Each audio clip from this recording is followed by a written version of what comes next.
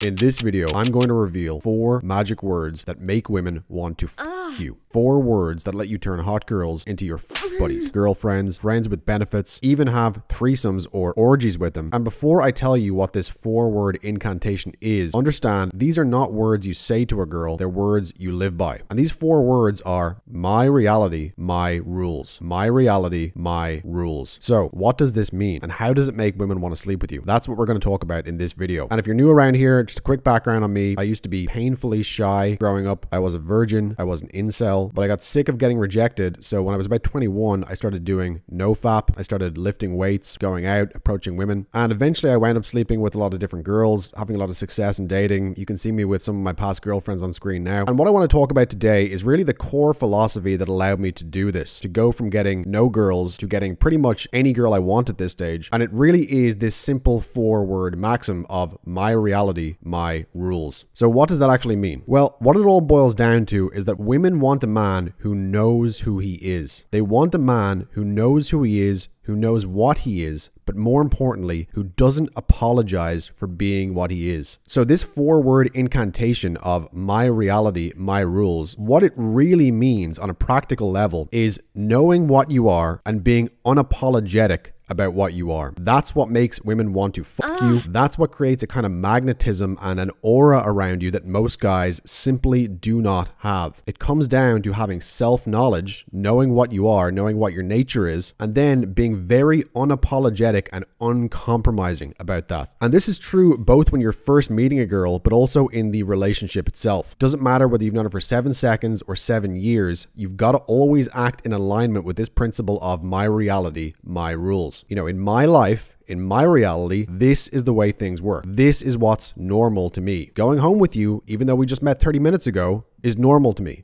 Having sex with you on my kitchen table, even though we don't even know each other's last names yet, is normal in my reality. With me, this is how it works. You know, it might be different with some other guys you've met. You know, their reality might be very different to mine, but in my reality, this is what's considered normal. This is the default. In other words, you set the standard. You create reality, and girls adapt themselves to your reality, not the other way around. And this is one of those areas where classic pickup artist theory very much overlaps with certain ideas from magic and the occult, specifically with what's called chaos magic. I made a video about this before, which you can check out. It's called How to Make Girls Beg You for Sex Using Chaos Magic. I'd strongly recommend you go watch that after you've watched this. So I'm not going to get too deep into chaos magic here because I already did so in that video. But the basic idea, the basic framework of chaos magic is the premise that there is no one absolute truth. There is no one single absolute reality. As they say, nothing is true, everything is permitted. All of our beliefs about reality are really just interpretations at the end of the day, but you can always have many different interpretations of the same situation or the same set of facts. And so the idea of chaos magic is that beliefs are a tool for achieving effects. The question is not which belief is true, because ultimately we can never really be sure what's true. The better question is what belief is useful? What belief will create the effects that I want? What belief will allow me to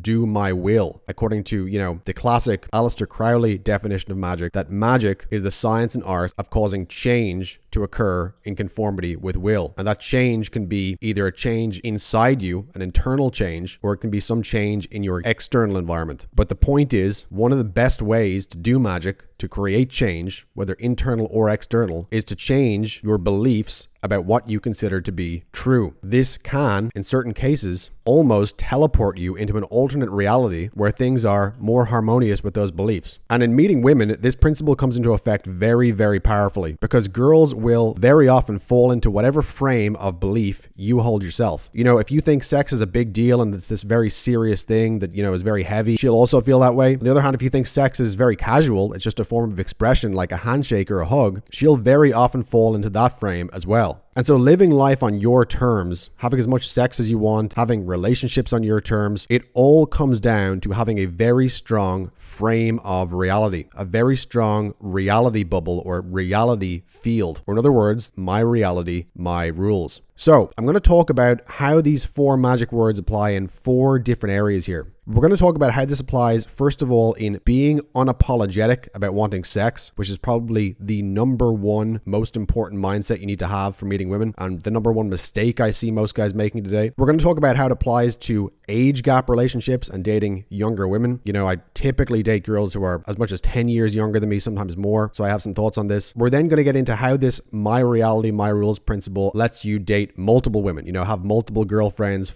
buddies, friends with benefits, and date multiple women without lying to them and without, you know, misleading them, but doing this from a position of full integrity. And then finally, we're going to talk about how this philosophy can get you, threesomes, orgies, sexual adventures with hot girls, you know, that rockstar type of lifestyle that most guys never get to experience, but it really does come from this my reality, my rules type of philosophy that we're going to talk about. All right, so let's rock. The first thing I wanted to talk about today, and probably the most important of all when it comes to this idea of having a strong reality that sucks girls in and sort of almost warps their reality and pulls them into yours, is this idea that as a man, you need to be unapologetic about the fact you want sex. You need to be unapologetic about your desires as a man. You know, this is the number one blind spot and weakness that I think holds most guys back today. They feel like they have to apologize for wanting sex. They feel like they have to apologize for being a man. And every single major force in our culture reinforces this. Everyone these days is trying to get you to feel guilty for being a man, for wanting sex, for wanting to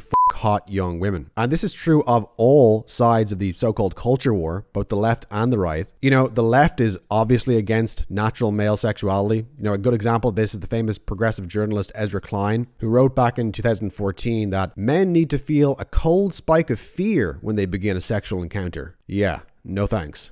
Go fuck yourself. But then on the right, you know, among a lot of conservatives, there's actually an even more insidious shaming of male sexuality. It's this idea that men need to quote unquote man up. You know, they need to do their Christian duty by getting married to that 35-year-old woman who doesn't go to the gym, who's overweight. You know, don't enjoy your youth. Don't have sex with lots of women. Don't pursue sexual variety or novelty. Just stay in your little box, have your little wife, get a mortgage, get a blowjob once a year on your birthday if you're good, and then shut up and stop complaining. And if you stand against this, if you say, no, you know what, I actually want to enjoy my life, I want to fuck a lot of hot girls, well, what do people say? Sleazy, creepy, selfish, player, fuckboy, sinful, toxic. It's all this shame language, all this guilt language, and you've got to reject all this shit. And the reason this is so important is that if you have even the slightest trace of shame or guilt about wanting sex, you cannot be magnetic to women. You cannot have aura. It just physically can't happen. And the reason why is that aura and magnetism comes from evil. And when I use that word evil, what I mean by that is the ancient pre-human animalistic side of your nature. That's where evil comes from. That's what the Jungian shadow is. It's the animal within man, the remnant of our animal past and our biology. But that's also where all your fucking vitality comes from as a man. It comes from your animal nature. It comes from your dark side. And that's actually the thing women love about men. You know, they love that animalistic side of us. They love the fact that we have a dark side that refuses to be taught to be good. That is actually very, very compelling to women. And so when you try to hide that, when you try to pretend to be a good boy who doesn't want sex, who just wants to be your friend or whatever, you're actually throwing away the very thing that could actually make her turned on by you in the first place, which is that dark side, that animalistic side. So the philosophy of my reality, my rules when it comes to sex, pickup, approaching, meeting women, the mindset you need to have at all times is I'm a man, I want sex, and that's a good thing. That's called being healthy. That's called having vitality, high testosterone, libido. I'm not going to apologize for it. I'm not going to try to hide it. I'm not going to feel guilty about it. You know, if a girl ever says to you something like, you know, you're just saying that because you want to get me into bed or you want to have sex with me, the answer should be, yeah, I'd fuck you in every hole you have. Like, yeah, no shit, I want sex. I'm a man. This is what we do. You know, first time in the big city. And now, don't get me wrong, you don't necessarily need to phrase it in that vulgar kind of way, but that should be your general attitude. Unapologetic. You know, it's kind of similar to how if someone ever says you're racist, the only valid response to that is, yes, I'm racist. That is a racist. Yes. I am racist. It's like, yeah, end of discussion. I'm not playing your little game. I'm not jumping through your little hoops. I'm not going to be guilt tripped into speaking against my own interests. And you need to have that same exact attitude with sex. Okay, so the next area where this idea of my reality, my rules becomes really, really important is in this whole domain of dating younger women. You know, age gap relationships, things of that nature. Very controversial topic these days, especially on Twitter. You know, there's a common idea out there now that as an older man, you should be ashamed for being attracted to women who are 18, 19, 20, whatever. There are even mobs of people online who will try to shame shame men who are like 25 for dating a woman who's 19. You know, just truly insane. Even though age gaps much, much bigger than that were completely normal and expected for 99% of human history. And, you know, this is another reason why you've got to play a lone hand in life, why you've got to play by your own rules and not the rules other people will try to impose on you. Because in most cases, the rules they want to impose on you are just fucking stupid. You know, they're not based on any kind of logic or rationality. They're ahistorical, they're historically illiterate, they're scientifically illiterate, they're incompatible with biological reality. And this moral hysteria people have these days about age gaps is a prime example of this. And, you know, people now ask, you know, what's an acceptable age gap? Is it half your age plus 7? Is it this? Is it that? Who gives a f? Like, imagine how much of a worm you would have to be to where if you met the girl of your dreams and she's madly in love with you, you're taking out a calculator and trying to figure out if she's half your age plus 7. It's just total slave mindset, slave brain, brain rot, internet brain fat.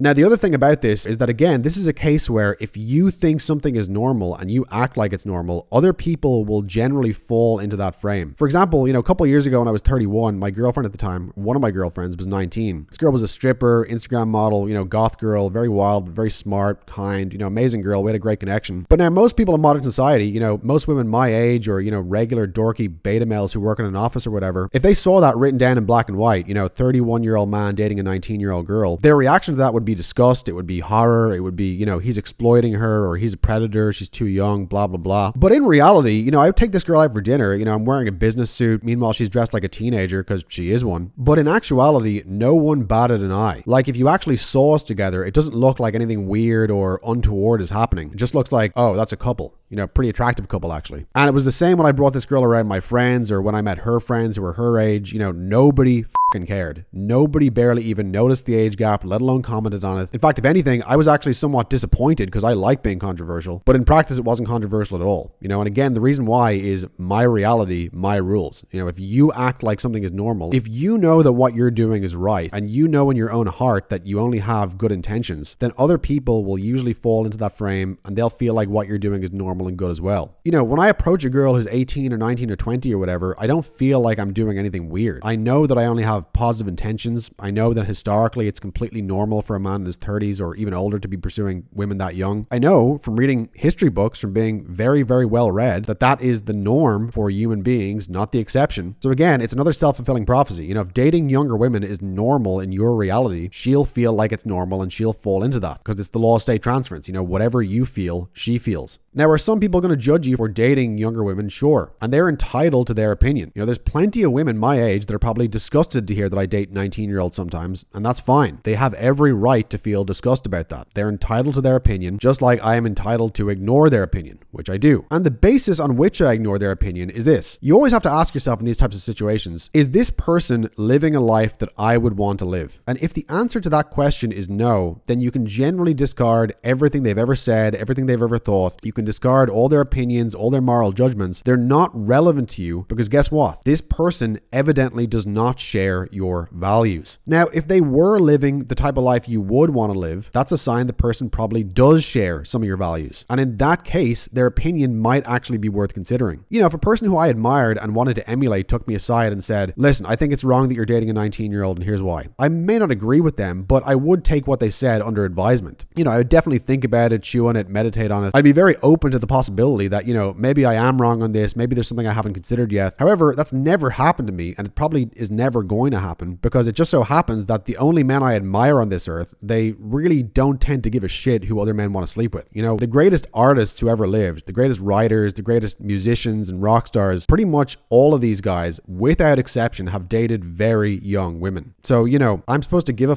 that Janice, who works in an office and watches Netflix, that she judges me for dating young women? No, I don't think so. That's not a person I want to be. That's not a person I admire. All of the men who've ever lived who I admire, you know, whether it's Bukowski or Casanova or Lord Byron or Jimmy Page, they all dated younger women. They were fueled by their love of young women. Young women were their gasoline. In most cases, the art they produced wouldn't exist without the inspiration of young women. So again, why am I going to base my life and my moral code on what some HR lady thinks or what some beta male Christian pastor thinks? I don't want to be those people. I have no interest in knowing those people. I don't want to be stuck at a dinner party talking to those people. So why the fuck would I let what they think affect how I live my life? It doesn't make sense. No, once again, my reality, my rules. You set the standard. You decide what's moral or immoral. You live by your own values, not someone else's values, especially not someone you don't even respect. Okay, next area where this 4-word maxim of my reality, my rules comes in play is in dating multiple women. You know, having multiple girlfriends,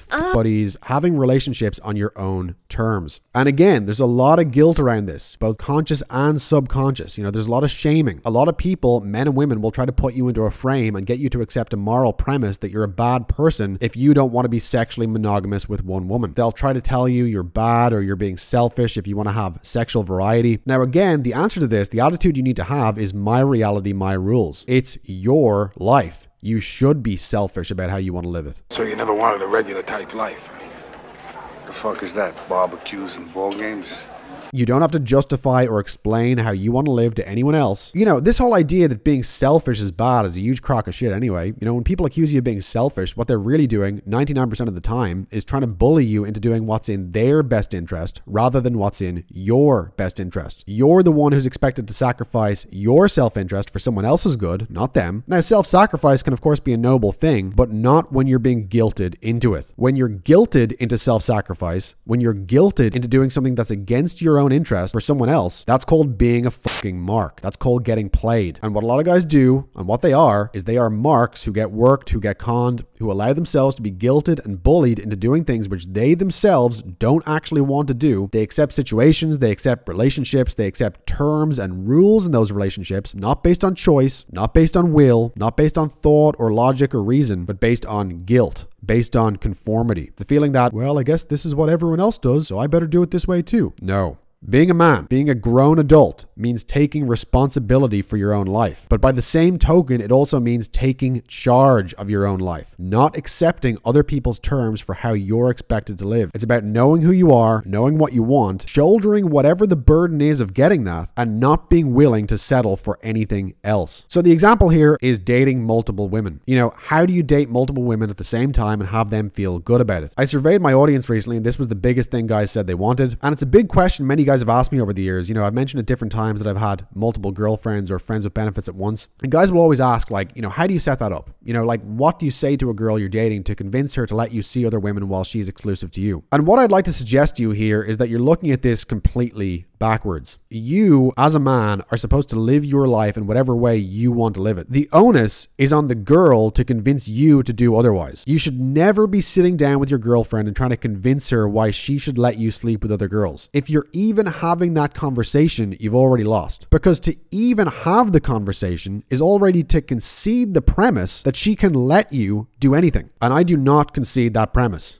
ever. To anyone. But everyone else does it this way. I don't give a fuck what everyone else does. Everyone else is broke, fat, and has erectile dysfunction at age 25. You don't want to be like everyone else. The girl doesn't want to date everyone else. And consequently, what everyone else does should not be the model for how you're living your own life. The model to follow, if anything, should be men you admire, either living or historical. You know, great men, men who changed the world or imposed their will on reality in some way. And in the vast majority of cases, those men enjoyed multiple women. You know, they may have had a wife they had kids with, but in most cases, they also had mistresses, or what today we would call, a little bit less elegantly, buddies. That is the nature of great men. That is the nature of higher men. They typically have a very high sex drive. They have a high libido. They have a strong drive towards sexual novelty and variety. And deep down, I think a lot of women actually do know this at a gut level. You know, women want to be with a great man. They don't want to be with the average schlub. All the data bears this out. You know, we've all seen charts like this. Women all want to be with the guy at the top. And that's not necessarily even the most attractive guy, but it can be the guy who's at the top of his profession, or who's a master at what he does, who's exceptional in some way. And women know that the guy who's up here has a very high sex drive. She knows that the men at the top want to and do sleep with a lot of different women. That's usually the only reason they even got to the top in the first place. It's because they had that drive. And so again, girls won't necessarily verbalize this, and they may not even consciously realize it, but subconsciously in their gut, most women intuitively understand that there are different rules for different men. She knows that the rules that apply to these guys up here do not apply to these guys down here. She knows she's not supposed to hold them to the same standard. It might not be said in polite company, but everyone knows. Everyone understands this. If you're an exceptional male, you get to enjoy the fruits of that. You get to sleep with a lot of different girls. And there will be women who are perfectly happy to accept that because they just feel so lucky to get to be with you at all. And if she doesn't want to accept that, that's fine. You know, you can always get another girl who will. It's not that hard. You know, one of the reasons I always hammer on cold approach so much is that when you get good at it, you can go out and get a new girl pretty much anytime you want. And so if your current girlfriend won't put up with you sleeping with other girls, well, you can just go out and get another girlfriend who will. Problem solved, right? You know, as the saying goes, there's another bus every 15 minutes. If a girl I'm dating has a problem with something, if she wants us to be exclusive and I don't want that yet or whatever it is, that's fine. You know, there's the door. I'm not holding you here against your will. You're not chained to my radiator. I'm not forcing you to do anything you don't want to do. So if something about this relationship isn't satisfying to you, then you can leave and we'll still be friends. It's fine. No worries. But I'm not going to be emotionally blackmailed into doing something I don't want to do. And I'm especially not going to have sex be used to control me. You know, the entire point of learning cold approach is that when you can get sex whenever you want it, the women you're dating cannot control you or blackmail you by withholding sex because you can just go out and get it elsewhere. And that changes the power dynamic in the relationship in a major, major way. And, you know, there might be people watching this who think what I'm saying sounds kind of cruel or harsh. Like, well, that's horrible. You know, you're forcing this woman who loves you to go through the trauma of you cheating on her. But what I'd ask you in response to that is it trauma if Drake does it? You know, is it trauma if Brad Pitt or Harry Styles or something does it? You know, ask yourself, any girl on this earth, if she has a chance to date Drake, to be Drake's girlfriend, is she forcing Drake to be monogamous? No. It's fucking ludicrous to even consider the idea. Most girls would feel so lucky that a guy on that level would even look in their direction. They would never in a million years try to force him into that box. And so what I'm saying is, if she would break that rule for Drake, why can't she break it for you?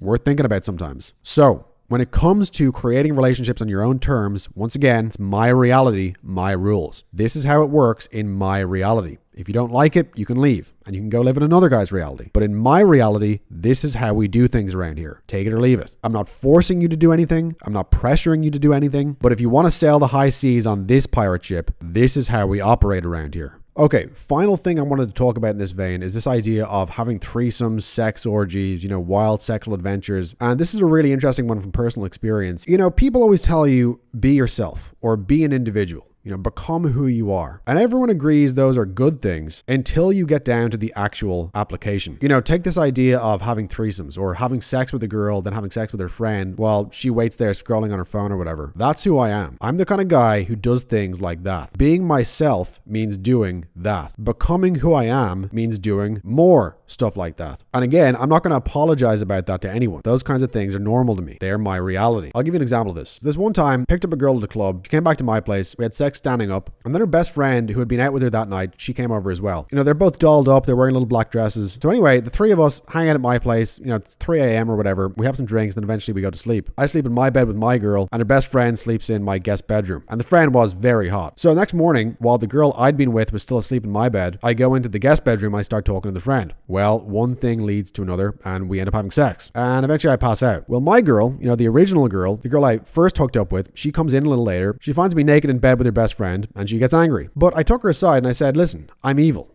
It's my nature. When we first met last night, I never made any promises that I was going to be exclusive with you. I also never said I wasn't going to fuck your friend. As a matter of fact, you're the one who brought her here, not me. You know, I would have been perfectly happy to just hang out here with you, just the two of us, but you're the one who wanted to bring her to my apartment at 3 o'clock in the morning. And what you have to understand is I'm the type of guy who does things like this. Now, you can like that, you can hate that, but that's who I am. This is me. And I'm not going to ever lie to you or bullshit you or try to pretend that I'm something else. And the girl, you know, she'd been angry at first, but she was actually like, huh, okay. Well, yeah, I guess that's fair enough. You know, she wasn't over the moon happy about it, but she wasn't angry anymore. But anyway, she grabs her friend and says, look, we should go. I said, listen, that's fine. I'll make you coffee before you go. Then I'll call you an Uber and get you both home on me. You know, my treat, whatever. So I make the girls coffee. 3 of us sit there drinking and talking. You know, it's the next morning. And long story short, you know, I have sex with both of them again, you know, multiple times over the course of the next few hours. And this time it's all very casual, almost kind of playful. You know, I'm railing one girl while the other girl's sitting there on the couch scrolling TikTok. Then I go back to her and so on. It was a lot like that threesome scene in The Clockwork Orange, if you've ever seen that movie. movie. And eventually the girls leave my apartment that afternoon. They're all smiles, you know,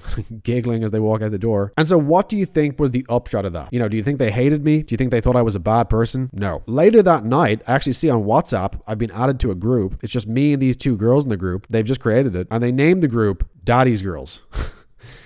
Now, what I'm getting at with this story, I'm not saying you should fuck a girl's best friend while she's asleep in your bed. That's not the point. The point I'm getting at is when you are unapologetic about what you are, when you're unapologetic about your desires as a man, when you're unapologetic about, yes, even being evil, quote unquote, girls fucking love that shit. It's magnetic to them. And the reason why is because it's real. The girl's like, holy shit, this guy's actually real. Like, I've never met someone who actually keeps it this real. Do you understand? Like that moment when that girl found me in bed with her friend and I was just like, look, I'm evil. Love it or hate it, but this is who I am. What you see is what you fucking get. That level of honesty, that level of authenticity, that level of being unapologetic about who you are, it's extremely fucking electrifying to women. And no one else does this. You know, no other guy in that situation would ever say something like that. No other man she's ever met is leaning into his own nature this strongly. No other man is leaning into his own evil this much. You know, there's tons of guys who will cheat on a girl or they'll fuck her friend or they'll do all manner of sneaky, shitty things, but no one else owns it. Everyone else lies or else they'll, you know, beg for forgiveness. Any other guy would have conceded the premise that what I did was even bad to begin with, but I don't concede that. Again, this is my reality. Love it or hate it, but this is who I am. And I am happy to die on that hill. I'm very happy to die on the hill of being who I am and not what everyone else is trying to make me. That is, in my opinion, the only true achievement there is in this life. It's like Emerson said, to be yourself in a world that is constantly trying to make you something else is the greatest accomplishment. This is why I've always liked the motto of Erasmus, the great Christian theologian, Concedo nulle, concede nothing. I yield to no one. Okay, so that is the 4-word philosophy that makes women want to fuck you. And this comes into play when you're dating a girl, when you're in a relationship, when you've already had sex with her. But how do you actually get her into bed in the first place? Well, one way is to approach her.